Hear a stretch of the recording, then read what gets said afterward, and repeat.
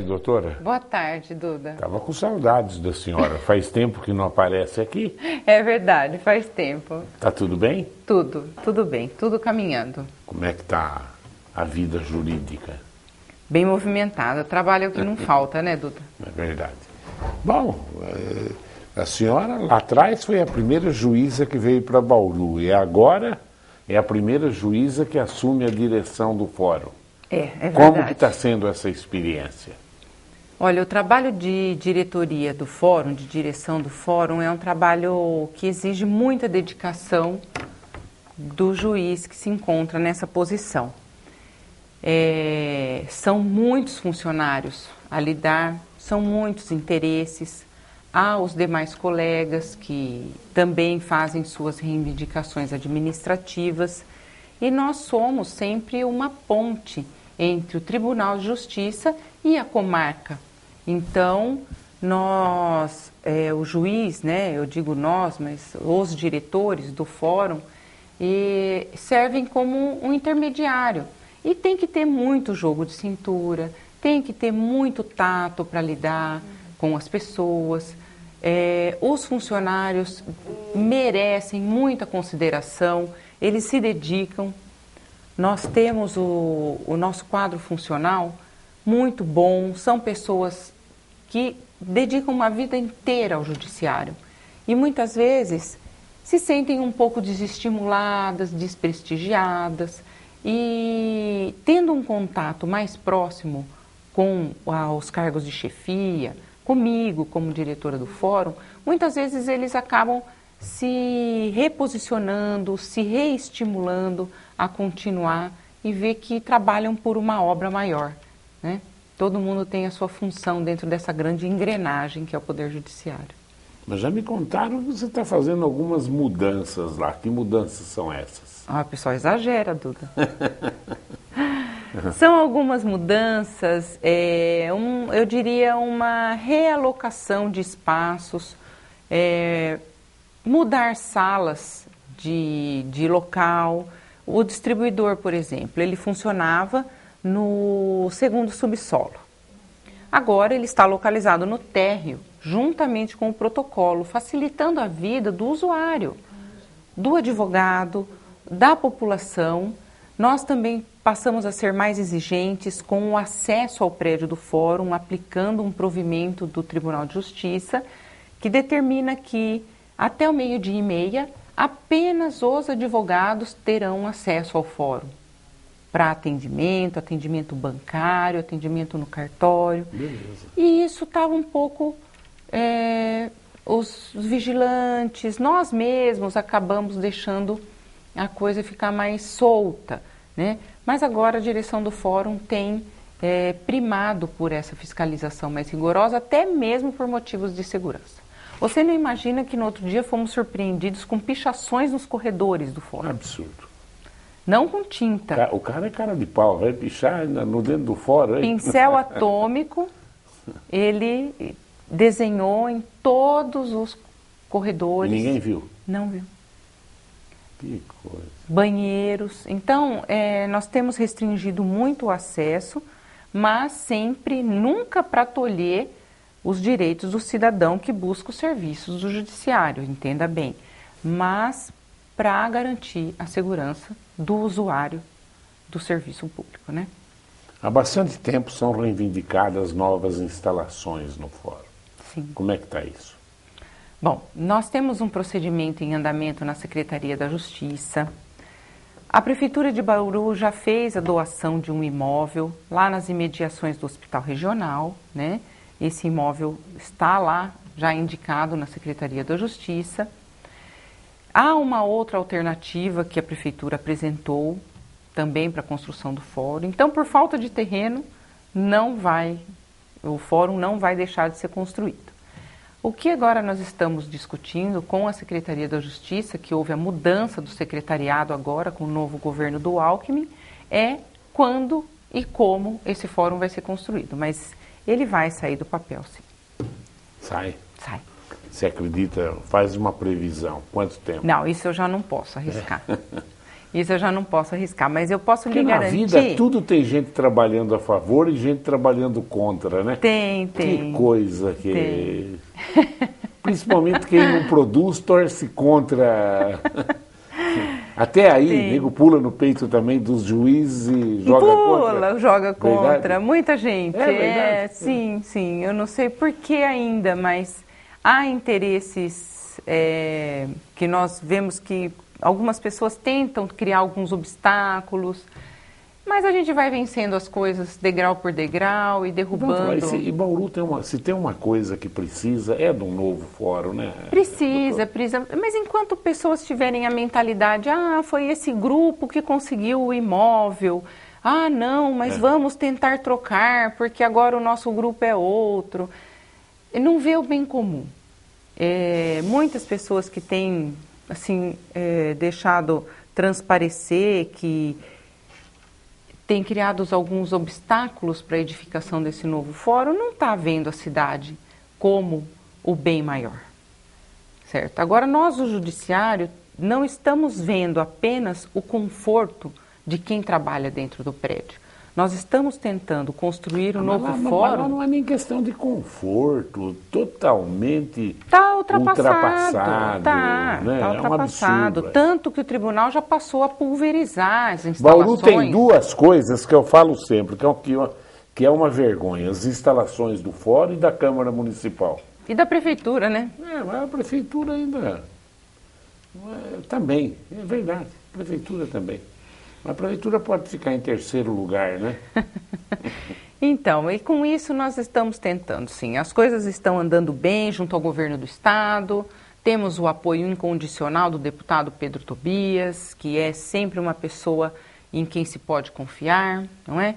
E vamos conseguir. O Pedro está trabalhando para... Ferrenhamente, posso lhe dizer. Ferrenhamente. Muito bom saber isso.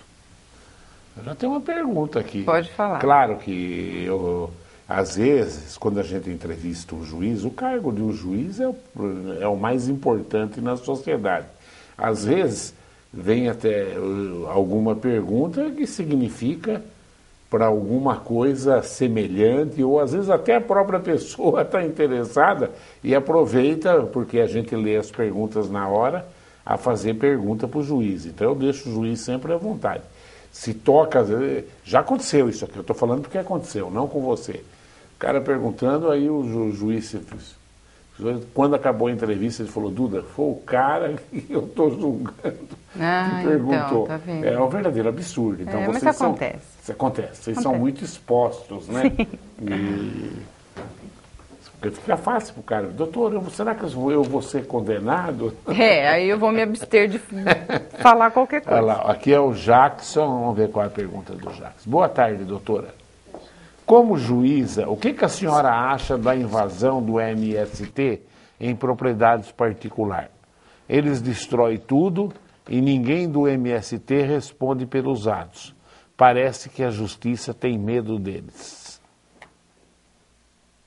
Bom, Jackson, boa tarde. A questão que envolve o MST e a distribuição de terras no país não é tão simples quanto parece, né?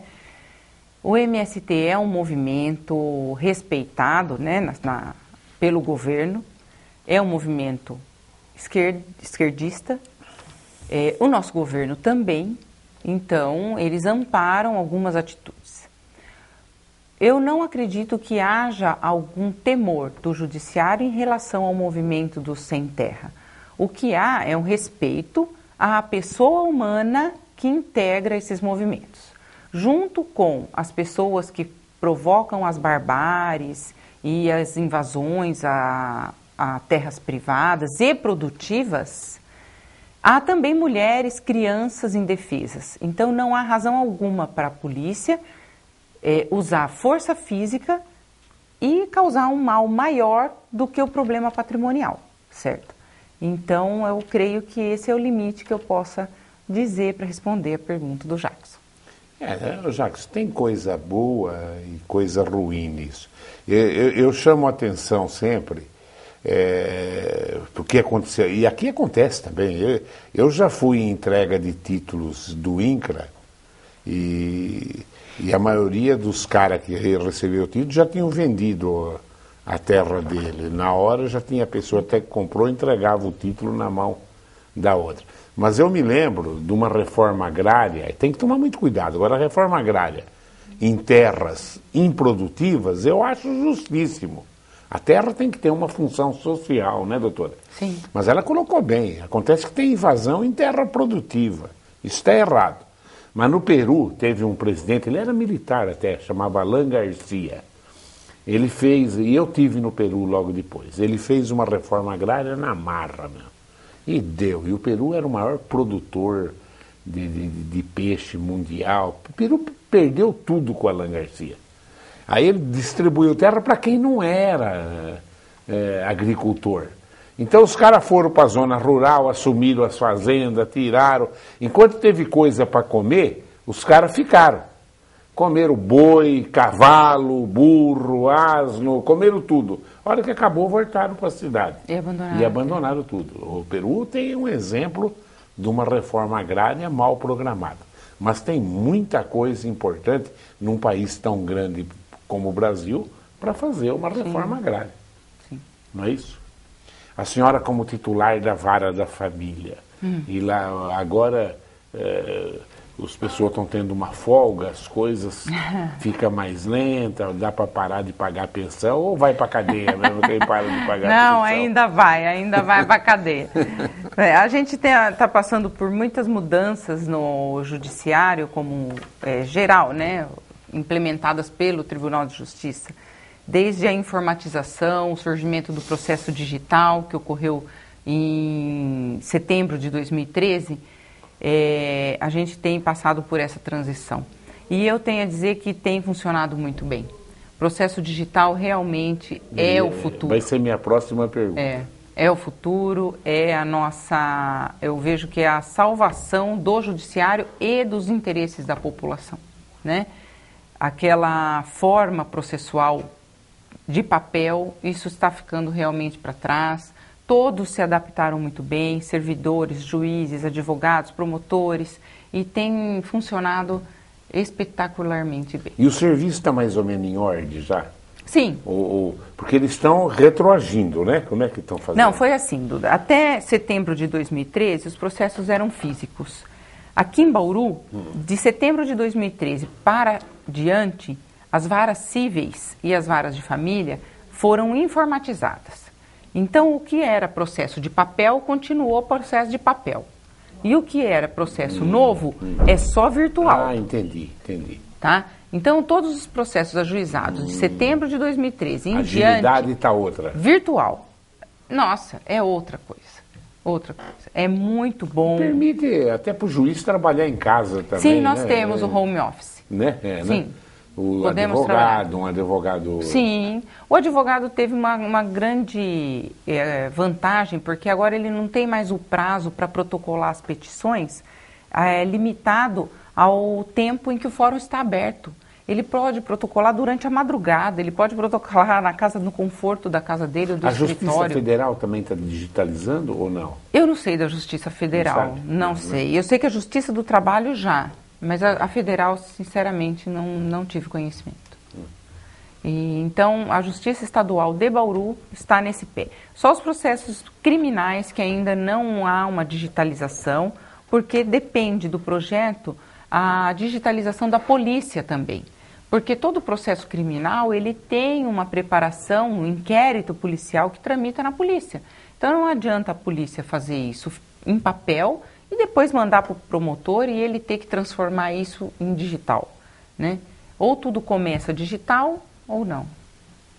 Como é que está o problema da guarda compartilhada? Isso é um problema na justiça tremendo, né, doutora? As questões da guarda, por causa do simples motivo de ser tratada entre pessoas envolvidas emocionalmente, ela já é um problema, né? Porque numa separação, muitas vezes os pais não conseguem separar os problemas pessoais dos filhos, né? Deixar os filhos meio que protegidos dos problemas do casal. E muitas vezes transferem esses dilemas para as crianças. Agora, eu acredito que com a nova lei, haverá uma mudança de mentalidade forçada pela lei.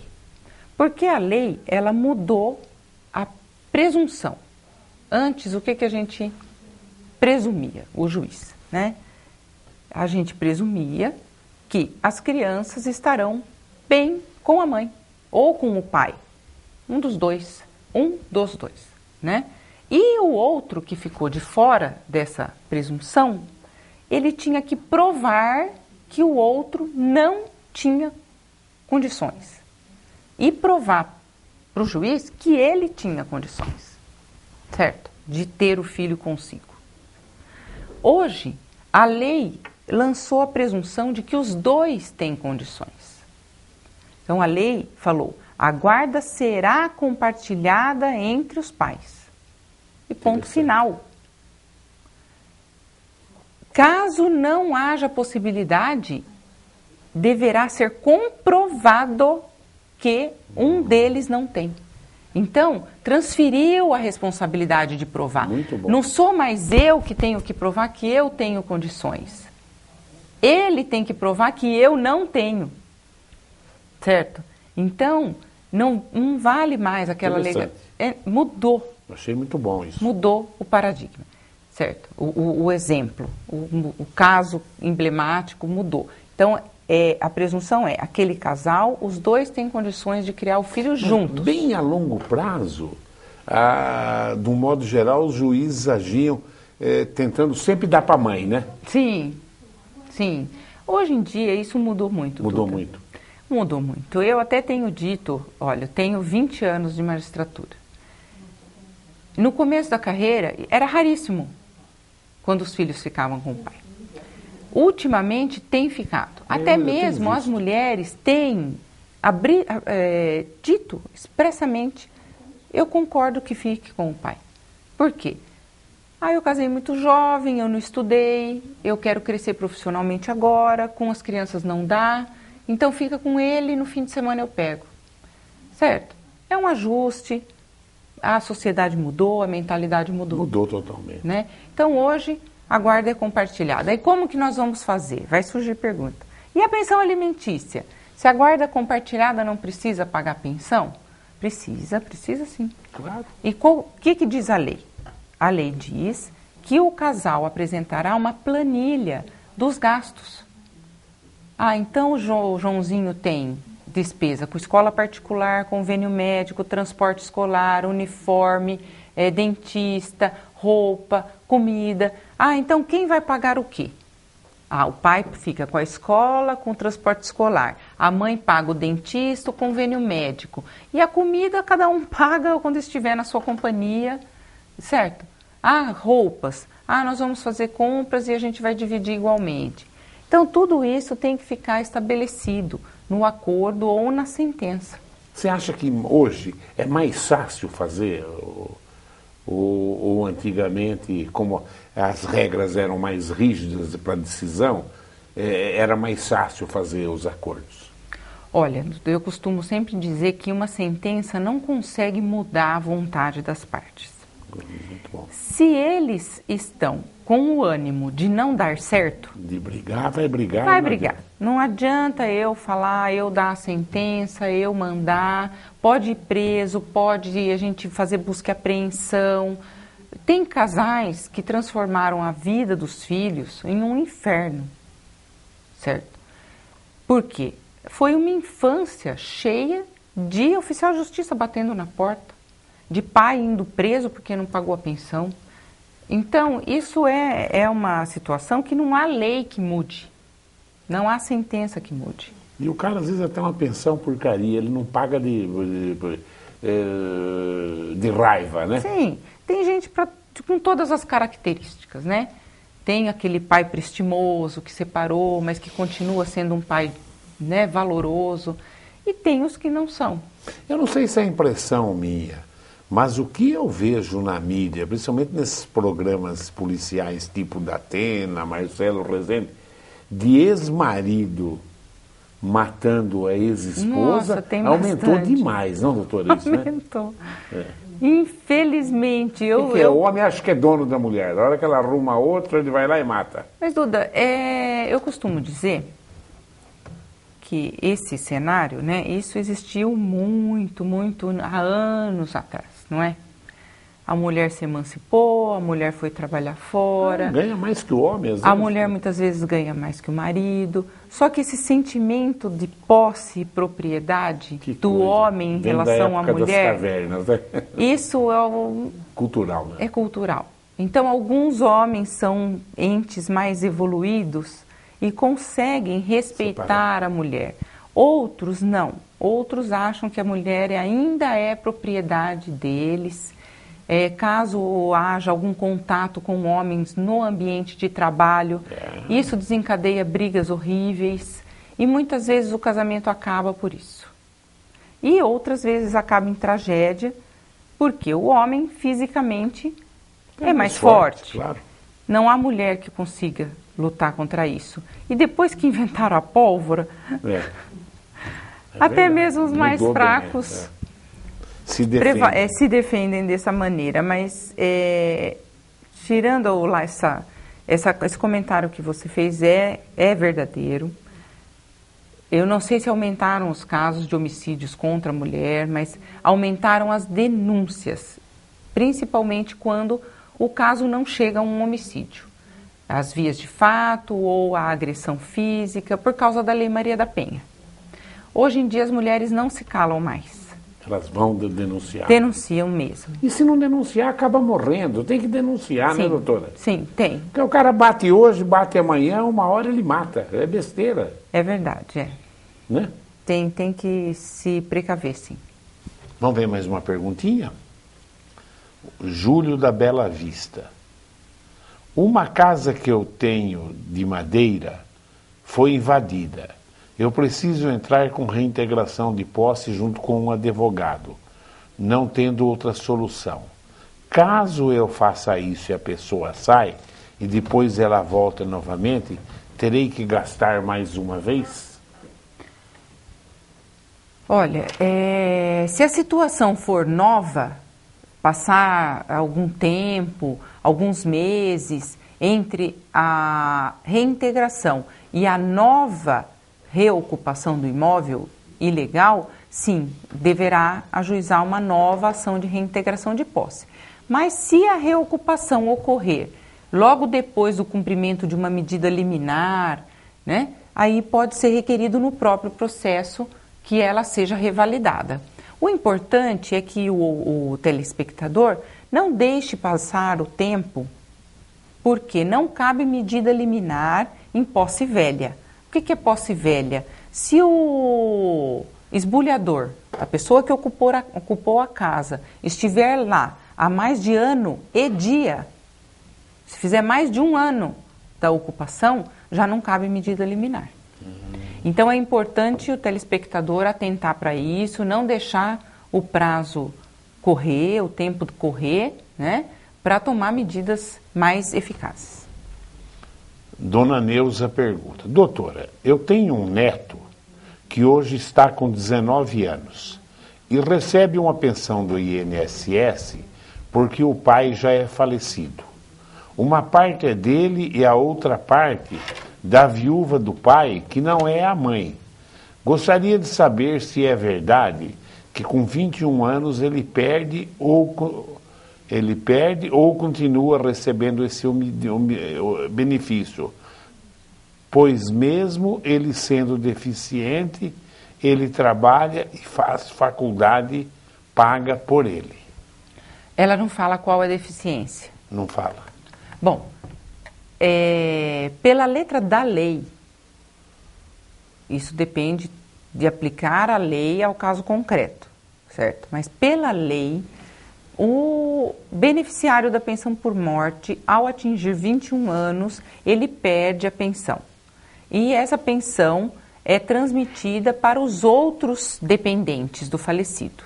Caso não haja nenhum dependente, ela é extinta, certo? No caso em tela, o rapaz tem 19 anos e, quando ele completar 21, a pensão dele será extinta e passará integralmente à viúva do finado, certo? Se o rapaz é deficiente, como a avó diz, e não tem nenhuma deficiência que lhe cause dependência, ele vai perder pensão. Mas se ele for deficiente mental ou tiver uma debilidade incapacitante, aí ele pode pleitear. Parece que não é o caso, né? Ele porque pode, ela diz que ele paga a por isso que eu faculdade, disse pela letra da lei. Então, É. cada caso é um caso. Eu aconselho a avó a orientar o neto de que procure junto ao INSS as informações necessárias. Verdade. O Pedro Valentim. Doutora, a guarda compartilhada agora virou lei. A senhora já falou. E como a justiça age quando a criança, é interessante, se nega a ficar com um dos cônjuges? Bom, o que Não quero ir na casa do meu pai.